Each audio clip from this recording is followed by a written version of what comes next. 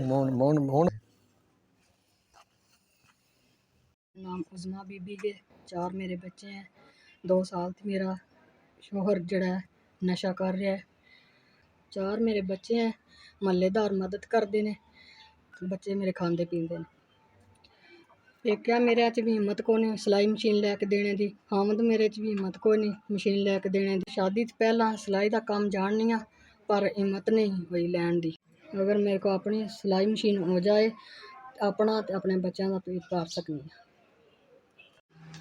1 2 3 4 5 भला होवे जी मेहरबानी जिन्ना पैसे कल्ले ने मदद की है। मैं बच्चों का राशन पानी ले आवांगी, तुहाडा कल्ले 5000 आ गया। चलो छोटे छोटे बच्चे ने, हामद नशई है ते चलो राशन पानी ले आवां ते खा पी लैंदे। चलो राशन पानी ले आवां ते खा पी लैंदे। भला होवे जे अल्लाह चोखा देवे जे वसते रहो बाद रहो, अल्लाह चोखा देवे। 5000 देने दा मदद की जे भला होवे जे अल्लाह चोखा देवे। मेहरबानी।